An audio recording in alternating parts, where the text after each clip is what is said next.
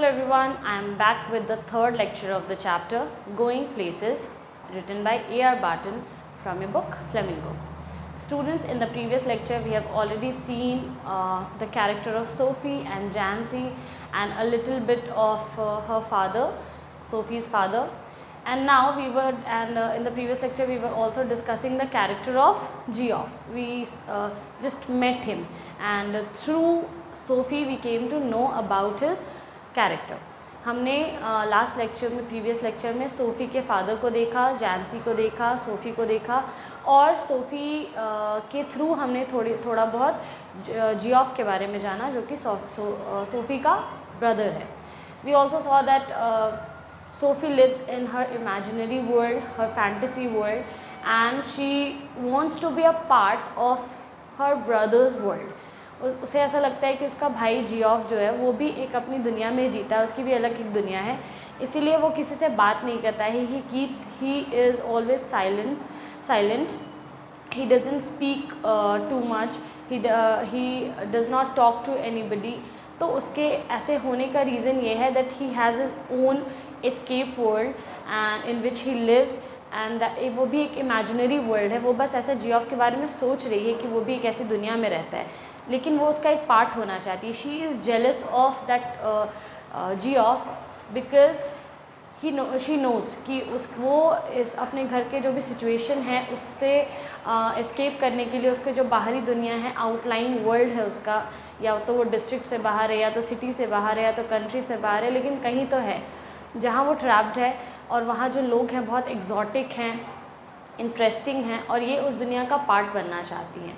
In fact she also imagines her self कि वो वहाँ पे बाइक पे बैठ करके अपने भाई के साथ गई है. They are wearing very fancy clothes. उसका भाई लेदर जैकेट पहना हुआ है, वो भी एक येलो कलर का ड्रेस पहनी हुई है जिसके केप्स जो हैं वो फ्लटर कर रहे हैं, उड़ रहे हैं हवा में. So she is always fantasizing. वो हमेशा एक फैंटेसी वर्ल्ड में ही रहती है, हमेशा कुछ ना कुछ फैंटसाइज ही करती रहती है. So we can see that Sophie is a girl with a lot of imagination, and she is an adolescent who is fantasizing, who is always fantasizing. Alright, now we'll move forward in the chapter and look what happens next. He sat frowning at the oily component he cradled in his hand as though it were a small dumb animal and he was willing it to speak. अभी जब वो Geoff के room में enter करती है SoFi, तो वो देखती है कि वो एक मोटरसाइकिल के पार्ट से कुछ छेड़खानी कर रहा होता है, उसको ठीक करने की कोशिश कर रहा होता है, और अभी वो फिर अपने इमेजिनेशन वर्ल्ड में खो जाती है. उसके बाद वो देखती है कि उसके हाथ में जो एक ऑयली कंपोनेंट है जिस पे ग्रीस या तेल लगा हुआ है, वो उसको अच्छे से पकड़ा हुआ है, और ऐसा लग रहा है कि वो कोई जानवर है, कोई छोटा सा पेट है, और वो उससे बातें करने की कोशिश कर रहा है. क्रैडल का मतलब होता है होल्ड. जैसे छोटे बच्चे को पकड़ते हैं झूला झुलाने के लिए, वैसे वो पकड़ा हुआ है उसे, और ऐसा लग रहा है कि वो अब उससे वो छोटा सा डम्ब एनिमल है जिससे वो बात करने की कोशिश कर रहा है. I met Danny Casey, Sophie said. ना एक बहुत इंटरेस्टिंग फेज़ आ रहा है चैप्टर का. जैसे कि हमने लास्ट में अभी तक जो भी दोनों लेक्चर्स में हमने डिस्कस किया कि सोफ़ी एक इमेजिनेशन वर्ल्ड में जीती है. वो बिना सोचे समझे कुछ भी बोल देती है. बड़ा सोचना गलत नहीं है, बिग थिंकिंग गलत नहीं है, लेकिन इमेजिनेशन में जीना, एक ऐसी बिना सोचे किसी भी बात को बोल देना कि आप बिना प्लान किए अगर किसी चीज़ को बोल रहे हैं जिसका कोई सर पैर नहीं है, बस ऐसे ही बोल देना कि हम मार्स में घर बनाएंगे या हम क्लाउड्स के ऊपर रहेंगे, तो ये these doesn't make any sense. और वो ऐसी ही बातें करती है. ठीक है, तो वो जो बात कर रही है अभी उसको अपने भाई का अटेंशन चाहिए, और उस अटेंशन के लिए वो एक झूठ बोलती है. और वो ये झूठ बोलती है कि वो एक फुटबॉलर से मिली जिसका नाम है डैनी कैसी. ये हमारे चैप्टर का मोस्ट इम्पॉर्टेंट कैरेक्टर है. तो मैंने आपको इसके बारे में डिस्कस भी किया था मैंने आपसे. और ये अपने भाई का जस्ट अटेंशन पाने के लिए कि इसका भाई इसकी तरफ ध्यान दे और इससे बातें करे, क्योंकि वो चाहती है अपने भाई की दुनिया का एक हिस्सा होना. वो चाहती है कि उसका भाई उससे बातें करे, उससे शेयर करे अपनी दुनिया के बारे में. तो जस्ट बिकॉज उसको अपने भाई का अटेंशन चाहिए, वो एक झूठ बोलती है, कहती है आई मेट डैनी कैसी, जो कि एक फेमस फुटबॉलर है, और बोल देती है कि मैं डैनी कैसी से मिली हूँ। ही लुक्ड अराउंड अब्रप्टली, और वो इतना मग्न था अपने काम में, और वो उस काम को छोड़ करके सडनली एकदम झटके से इसके तरफ मुड़ता है ये बात सुन करके। Because people specially boys are fan of sports, वो लोग स्पोर्ट्स के फ़ैन होते ही हैं, और ऐसा जाहिर हो रहा है कि जियोफ भी स्पोर्ट्स का फ़ैन है। तो वो कहता है कि मतलब वो जैसे ही सुनता है कि वो डैनी कैसी से मिली है, एक फेमस फुटबॉलर से मिली है, तो वो सडनली अब्रप्टली मुड़ता है उसकी तरफ। Where in the arcade funnily enough, और वो पूछता है कि कहाँ मिली, एकदम एक्साइटमेंट के साथ सडनली, क्योंकि वो फेमस फुटबॉलर है। अगर मैं आपको बोलूँगी मैं विराट कोहली से मिली, तो ऑब्वियसली आप भी पूछोगे, या आपको भी एक्साइटमेंट हो गया, आपका कोई बहुत नज़दीकी, बहुत क्लोज कोई विराट कोहली से अचानक मिल ले, तो आपको भी ऐसा एक्साइटमेंट होगा। तो इसीलिए वो सडनली मुड़ के पूछता है कहाँ, तो वो बोलती है कि इन द आर्केड। आर्केड एक गली के जैसा होता है जिसके दोनों साइड में दुकान होते हैं। हमारे शहर में भी आप देखोगे कि रास्ता है, रास्ते के दोनों साइड में दुकान है, तो पैसेज, उस पैसेज को बोलते हैं आर्केड, ठीक है, ARCADE। तो इसको आर्केड बोला जाता है। तो वो कहती है आर्केड में मिले, यानी कि वो मार्केट गई होगी, उसी रास्ते में उसको डैनी कैसी आर्केड में मिल गया, बाज़ार में, और बहुत फ़नी वे में बोल रही है कि मतलब ऐसे ही चलते चलते मिल गया। It's never true, I did too, you told dad. वो कहती है पहले तो वो यकीन नहीं करता है जियोफ, और कहता है ना झूठ बोल रही है, तुम, ऐसा हो ही नहीं सकता है। तो वो कहती है हाँ, पहले मुझे भी लगा था कि मुझे भी ऐसे ही लगा कि वो डैनी कैसी नहीं है, मैंने खुद यकीन नहीं किया। तो फिर उसका भाई पूछता है यू टोल्ड डैड, क्या तुमने डैड को बताया, क्योंकि उसे लगा था कि वो अभी डैनी कैसे से मिल के आई, क्योंकि उसके फादर भी फेमस फुटबॉलर है। तो जियोफ को ऐसा लगता है कि वो पहले पापा को बताई होगी, फिर मुझे बता रही है। She Shuk her head, chastened at his awareness that he was always the first to share her secrets. अब वो जस्ट बिकॉज अपने भाई का अटेंशन चाहती है, इसीलिए वो क्या करती है कि उसको झूठ बोल देती है। झूठ क्या, मतलब ये झूठ ही बोल रही है कि वो डैनी कैसे से मिली है। तो वो ऐसा प्रिटेंड कर रही है कि नहीं, हम तुमको सबसे पहले, हम तुम्ही को बताए हैं, मैंने सबसे पहले तुम्हें ही बताया है, और मैं अपने सारे सीक्रेट सबसे पहले तुमसे ही शेयर करती हूँ। इससे क्या होता है, सामने वाले को थोड़ा इम्पोर्टेंट फील होता है कि अगर आप बड़े भाई को अपने जा कर के बातें बता रहे हो, तो ऐसा होगा ना कि हाँ देखो, ये मेरे पे ट्रस्ट करती है, मेरी छोटी बहन, और ये मुझे अपनी बातें बता रही है, मेरे से शेयर कर रही है। तो वो थोड़ा सा फीलिंग ऑफ रिस्पॉन्सिबिलिटी या फीलिंग ऑफ एल्डर ब्रदर होता है ना, एल्डरली ब्रदर वाला जो फीलिंग होता है, वो उसको आएगा। ऐसा सोफ़ी को लग रहा है कि मेरा भाई खुश हो जाएगा ये जान करके कि मैंने सबसे पहले ये सीक्रेट, इतना बड़ा सीक्रेट सबसे पहले उसे बताया है, किसी और को पूरे घर में नहीं बताया है। और चास्टन का मतलब होता है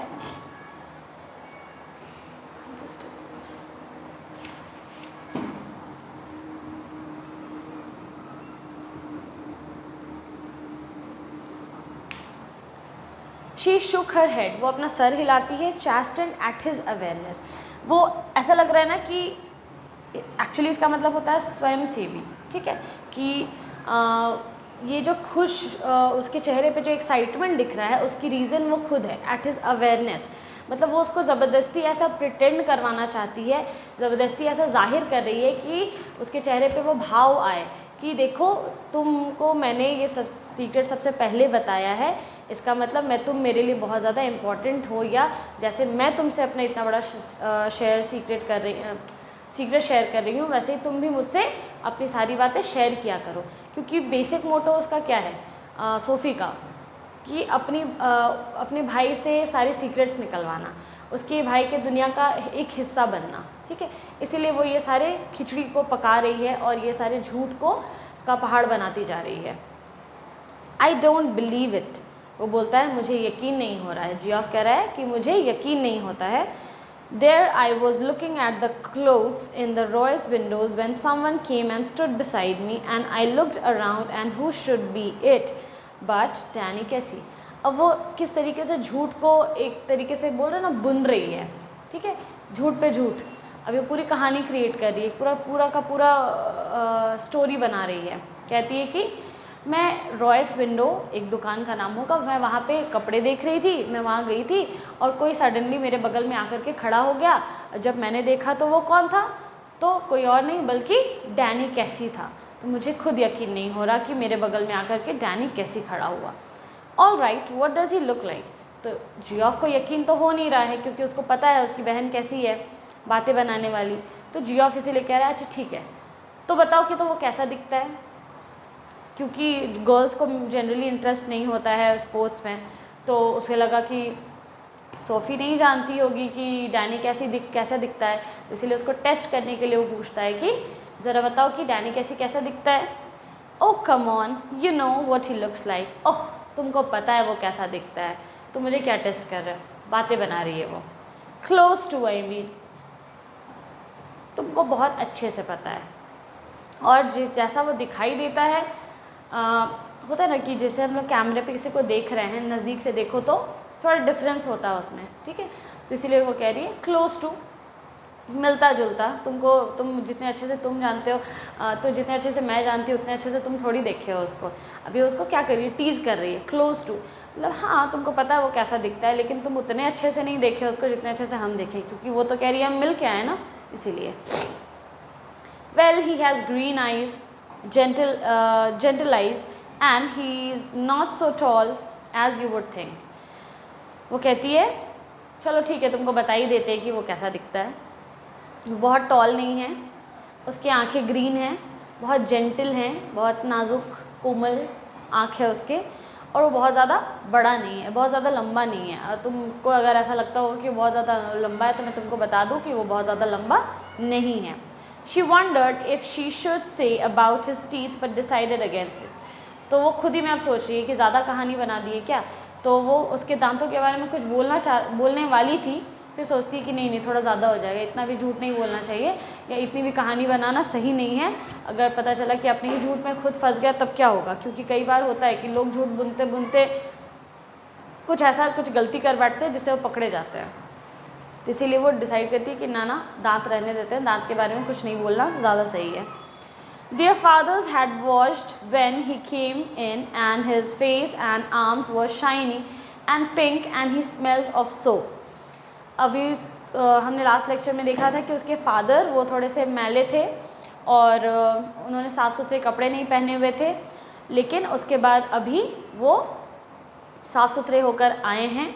और जैसे ही वो रूम में एंटर करते हैं तो वो बिल्कुल ही अच्छे से साबुन का स्मेल आ रहा है उनसे, यानी कि वो नहा कर आए हैं, साफ़ सुथरे हो चुके हैं। उनके हाथ और उनके आर्म्स बिल्कुल शाइनी और पिंक हैं, क्योंकि वो गोल मटोल मोटे से क्यूट से आदमी हैं, तो इसीलिए उनको ऐसे डिस्क्राइब किया गया है। तो गोरे हैं इसी वजह से वो पिंक नज़र आ रहे हैं। He switched on the television, tossed one of little Derek's shoes from his chair onto the sofa and sat down with a grunt। वो टीवी ऑन करते हैं, छोटे डेरेक यानी कि सोफ़ी के सबसे छोटे भाई डेरेक का एक जूता उनके चेयर पे पड़ा हुआ था, उसको हटा करके वो सोफ़े पे रख देते हैं और आराम से साउंड आवाज़ करते हुए बैठ जाते हैं। ग्रंट करना मतलब मुंह से आवाज़ निकालते हैं ना, ज़ोर से, जैसे आराम से बैठने के टाइम पे कैसे आवाज़ निकालते हैं, थोड़े हेल्दी लोग होते हैं तो वैसे ग्रंट करना, आवाज़ें निकालना, वैसे आवाज़ निकाल के वो बैठते हैं। तो यहाँ पे ये बारीक जो स्मॉल डिटेल्स गिवन है वो क्या है, अब देखो ये दिखाता है कि वो लोग को अनऑर्गेनाइज्ड रहने की आदत है। सोफ़े चेयर पे अगर एक जूता पड़ा था तो वो उठा करके उसको उसके सही जगह पर रख सकते थे, नहीं, वो उल्टा उसको उठा के सोफ़े पे रख देते हैं जूते को, विच मीन्स कि उनको फ़र्क नहीं पड़ता है कि घर अनऑर्गेनाइज्ड है, मैला है, गंदा है, नहीं, एक गंदगी को उठा के दूसरे जगह पर रख देना, उसको सही जगह पर रखने की बजाय। तो दिस शोज़ कि वो लोग अनऑर्गेनाइज्ड उनको रहने की आदत है, ठीक है। और वो ऐसे आवाज़ करके आराम से नहा के सोफ़े पे चेयर पे जाके बैठ जाते हैं टीवी ऑन करके। Sophie met Danny Casey, Geoff said. और जियोफ जाता है जल्दी से अपने फादर के पास और अपने फादर को बताता है कि सोफ़ी अभी डैनी कैसी से मिलकर आई है, क्योंकि उसके फादर भी फुटबॉल के फ़ैन हैं तो उनसे भी शेयर करना चाहिए, तो इसीलिए वो जाकर के बताता है। SoFi रिगल्ड where she was sitting at the table. और सोफ़ी जो है वो थोड़ी सी घबरा रही है, वो एडजस्ट होने की कोशिश कर रही है। जैसे लोटना होता है ना, सांप कैसे लोटता है, वैसे वो थोड़ा सा वैसे छुटकारा पाने की कोशिश, कि मुंह छुपाने की कोशिश वैसे कर रही है कि अब तो धीरे धीरे ये सबको बताता जा रहा है, जितना ज़्यादा सबको बताएगा उतना मेरा झूठ पकड़ा जाएगा या बार बार मुझे एक ही झूठ बोलना पड़ेगा। तो इसीलिए वो रिगल का मतलब होता है लूटना, छुटकारा पाना, वैसे मुंह छुपाने की वो कोशिश कर रही है जिस टेबल पे वो वहाँ बैठी हुई है। Her father turned his head on his thick neck to look at her. अब वो जैसे ही सुनते हैं उसके फादर, वो चेयर पे बैठे हुए थे, टीवी देख रहे थे, ऐसे सामने टीवी पड़ा हुआ है, वो चेयर पे बैठे हुए हैं, पीछे सोफ़ी बैठी हुई है। तो वो तो हेल्दी हैं, वो अपनी छोटी सी गर्दन, जो कि बहुत ज़्यादा गर्दन है नहीं क्योंकि थोड़े हेल्दी लोग होते हैं तो उनका सर और उनकी गर्दन में बहुत ज़्यादा गैप नहीं होता है, तो वो ऐसे करके मुड़ने की कोशिश करते हैं, हाफ़ टर्न लेते हैं और मुड़ के देखते हैं उसकी तरफ कि सच है ये कि तुम या फिर से कोई बातें बना रही हो, वैसा expression. His expression was one of disdain.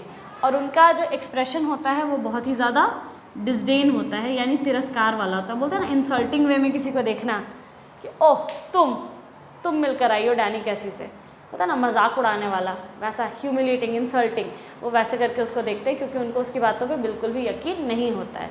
उनको पता है कि उनकी बेटी कैसी है और वो झूठ बोलती है, बातें बनाती है, इसीलिए वो उसकी बातों पर यकीन नहीं करते हैं। उनको इस बात का बिल्कुल यकीन नहीं होता है कि वो डैनी कैसी से मिलकर आई है।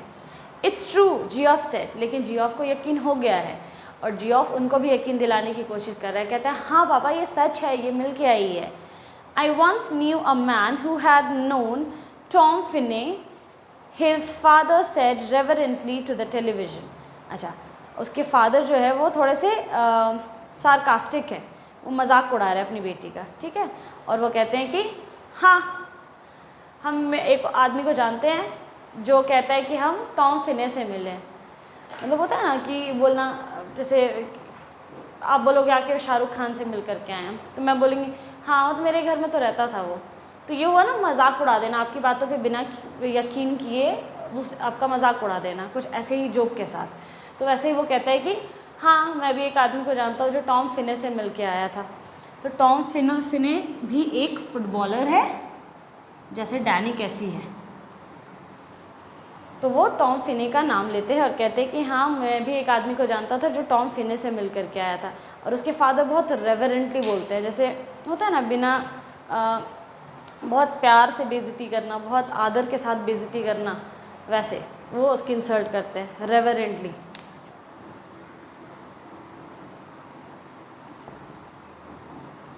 ठीक है, वैसे वो बोलते हैं। और वो एकदम बड़े आराम से अपने टेलीविज़न देख रहे हैं क्योंकि उनको उनकी बेटी की फालतू बातों में कोई इंटरेस्ट नहीं है। But that was a long time ago, लेकिन ये बहुत पुरानी बात है। You told us, Geoff said. तो जियोफ कहता है हाँ बता चुके हैं कि आप किसी आदमी को जानते थे जो टॉम फिने से मिला था। कैसी might be that good someday, better than that even, he is the best. और जियोफ कहता है कैसी might be that good someday, क्योंकि टॉम फिने जो है वो बहुत अच्छा फुटबॉलर था और ये तो यंग है अभी, ठीक है। तो डैनी केसी जो है वो बहुत यंग है अभी और टॉम फिने बहुत ही प्रोमिनेंट, बहुत ही ज़्यादा फेमस और ओल्ड फुटबॉलर और बहुत नाम कमाया हुआ वैसा फुटबॉलर था। तो इसीलिए ये लोग डैनी के डिफेंस में कहते हैं, डैनी कैसी के डिफेंस में जियोफ कहता है कि कैसी भी एक दिन उतना ही बड़ा आदमी बन जाएगा, उतना ही अच्छा, ठीक है। गुड समडे, वो भी एक दिन उतना ही अच्छा फुटबॉलर बनेगा, उससे भी अच्छा, बेटर दैन दैट इवन, उससे भी अच्छा, ही इज़ द बेस्ट। यानी यहाँ दिखाई दे रहा है कि जो जियोफ है वो डैनी कैसी का बहुत बड़ा फ़ैन है, तो वो उसको डिफेंड कर रहा है। जैसे ही वो उसको कंपेयर करते हैं टॉम फिने से तो वो डैनी कैसी को डिफेंड करने लगता है कि हाँ तो क्या हो गया, एक दिन डैनी कैसी भी उतना ही अच्छा बनेगा और भी अच्छा बनेगा, जैसे विराट कोहली सचिन तेंदुलकर के जितना अच्छा बन जाएगा उससे भी बहुत ज़्यादा नाम कमा लेगा। बोलते थे ना, मतलब एक अगर कंपैरिजन किया जाए तो मैं वैसे बोल रही हूँ, तो उस तरीके से सच में बन भी गया है उतना अच्छा। if he keeps his head on his shoulder, if they look after him properly, a lot of distraction for a youngster in the game these days. और यहाँ पे उसके फादर कहते हैं कि हाँ बन सकता है, ज़रूर बन जाएगा डैनी कैसी एक बहुत अच्छा फुटबॉलर, किसी दिन उस पोजीशन पे होगा, वो उस मुकाम पे होगा, अगर वो अपना सर अपने शोल्डर पे रखे तो। ये एक फ्रेज़ है, कहने का मतलब है कि कुछ लोगों को फेम मिल जाता है, नेम मिल जाता है बहुत ज़्यादा, तो लोग बौखला जाते हैं, वो सब चीज़ को हैंडल नहीं कर पाते हैं, ठीक है। तो वैसे सिचुएशन के लिए यहाँ पे ये सार्काज़म क्रिएट किया गया है कि हाँ अपना सर जो है वो अपने धड़ पे ही रखेगा, मतलब हम लोग बोलते हैं ना धरती पर ही रहो, आसमान में उड़ने की ज़रूरत नहीं है, वो वाला चीज़। तो इसीलिए बोलता है कि हाँ वो अपना हेड अपने शोल्डर पे रखेगा तो वो ज़रूर बन जाएगा।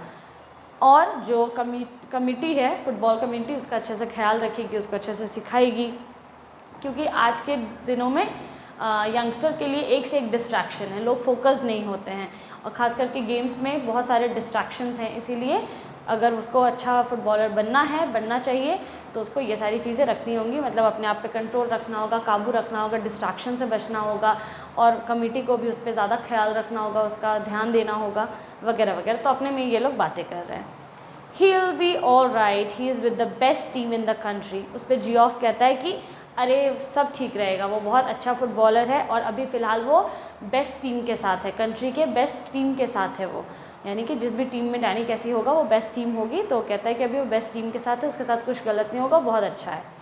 He is very young yet, वो तो उसके फादर कहते हैं लेकिन वो बहुत यंग है अभी, बहुत कम उम्र का है वो अभी। He is older than I am, तो जियोफ कहता है तो क्या हो गया, मेरे से तो बड़ा है वो, मेरे से बड़ा है, यानी जियोफ से बड़ा है वो।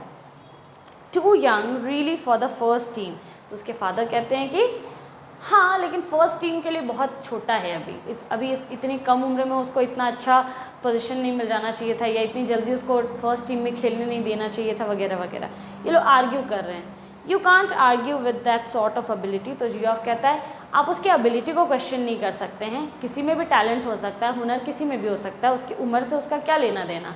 यंग है तो क्या हो गया, उसमें टैलेंट तो है, उसमें एबिलिटी तो है, तो आप उसको उस पर कुछ भी मत बोलिए उसकी एबिलिटी पे। He is going two by a shop. ये सब सुनते सुनते सोफ़ी जो है वो बोर हो गई, ये लोग दोनों अपने में ही लगे पड़े हैं, मेरी बात पे कोई ध्यान नहीं दे रहा, क्योंकि she is an attention seeker, उसको पूरे टाइम अटेंशन चाहिए और उसको रास नहीं आ रहा, उसको अच्छा नहीं लग रहा है कि ये लोग क्या कर रहे हैं, मैं इन्हें इतनी इंपॉर्टेंट बात बताई है, इनका ध्यान मेरी तरफ होना चाहिए, जियोफ का ध्यान मेरी तरफ होना चाहिए, वो मुझे बातें बता रहा होना चाहिए, लेकिन ये लोग खुद में ही लगे हैं, इनको कोई फ़र्क ही नहीं पड़ता है कि मैं मिलकर आई हूँ। तो वो एक नई कहानी बताती है ताकि फिर लोगों का अटेंशन इस पे आ जाए। वो कहती है he is going two by a shop, वो एक दुकान खरीदने वाला है। SoFi said from the table, वो पीछे बैठे ये सारी बातें सुन रही थी और वहीं से कहती है टेबल से, वो एक दुकान खरीदने वाला है। हर फेस ग्रिमेज्ड, और उसके चेहरे पे बहुत ही ख़राब एक्सप्रेशन था। ग्रिमेज्ड का मतलब बहुत ही अगली एक्सप्रेशन के साथ बोलना, इतरा करके। तो वो कहती है कि वो एक शॉप खरीदने वाला है। Her face grimaced, where did you hear that, he told me so. तो वो उसके फादर पूछते हैं कि ये कहाँ से सुन लिया तुमने, किसने बोल दिया तुमको कि दुकान खरीदने वाला है। तो कहती है उसने खुद बोला मुझे, वो खुद बताया मुझे। He muttered something inaudible and dragged himself round in his chair, this another of your wild stories. और उसके फादर उसकी तरफ देखते हुए पूछते हैं कि और ये कौन बोला तुमको कि वो दुकान खरीदने वाला है, और वो बोलती है खुद बोला हमको। तो वो एकदम आगे और बड़बड़ाते हुए धीरे धीरे कुछ बोलते हुए आगे मुड़ जाते हैं। इनऑडिबल, सुनाई नहीं देता है क्या बोल रहे हैं, लेकिन कुछ बड़बड़ाते हुए वो आगे मुड़ जाते हैं, चेयर को आगे खींचते हैं घसकते हुए और बोलते हैं ज़ोर से, ओ ये सब तुम्हारा और दूसरा कहानी है ना, तुम जितनी कहानियाँ बनाती हो उसी में से कोई एक है ना, नया तुम्हारा नया स्टार्ट हुआ है, नई कहानियाँ बना रहे हो, हम लोग को बेवकूफ़ बना रही हो तुम। तो उनको पता है कि मेरी बेटी को ऐसी कहानी बनाने की आदत है, वो ऐसी कहानियाँ बना करके लोगों का अटेंशन लेती है, तो उसे अच्छे से मालूम है ये बात। इसीलिए वो कहता है कि इसीलिए पूछता है कि ये तुम्हारी कोई दूसरी नई कहानी तो नहीं है ना, हाँ, जिससे तुम हम लोग को बेवकूफ़ बनाने की कोशिश कर रही हो। She met him in the arcade, Geoff said, and told him how it had been. अब देखो, सोफ़ी का जो प्लान था वो कहीं ना कहीं सक्सेसफुल हो रहा है। जियोफ यहाँ पे क्या कर रहा है, उसको डिफेंड कर रहा है, जियोफ का अपना ओपिनियन है। इससे पहले अगर सोफ़ी के फादर उसको बोलते हैं कि तुम कहीं मत जाओ, तो जियोफ का कोई ओपिनियन नहीं होता था, कोई वो कुछ भी बोलता नहीं था इसमें। लेकिन अभी उसके फादर उसकी बात पे यकीन नहीं कर रहे हैं, तो जियोफ उसको डिफेंड कर रहा है। जियोफ उसके बिहाफ में कहता है कि वो उससे आर्केड में मिली है, यानी कि शॉप में, बाज़ार में मिली है, और वहीं पे उसने उसको ये सारी बातें बताई है। यानी कि सोफ़ी को अब झूठ बोलने की ज़रूरत नहीं है, Geoff is by his side, Geoff है उसको सपोर्ट करने के लिए, तो जियोफ उसके फेवर में बोल रहा है। One of these days you are going to talk yourself into a load of trouble, her father said aggressively. उसके फादर जो हैं वो बहुत ज़ोर से गुस्सा होकर के कहते हैं, एक दिन आएगा कि तुम ये सब फालतू नॉनसेंस बकवास कर करके तुम अपने आप को किसी बहुत ही बड़ी मुसीबत में डाल लोगी, तुम देख लेना। Geoff knows it's true don't you Geoff. तो वो कहती है, जियोफ को अच्छे से पता है कि हम झूठ बोल रहे हैं या नहीं बोल रहे हैं, है कि नहीं जियोफ, तुम्हें अच्छे से पता है ना। वो जियोफ से पूछिए। ही डोंट बिलीव यू दो ही वुड लाइक टू।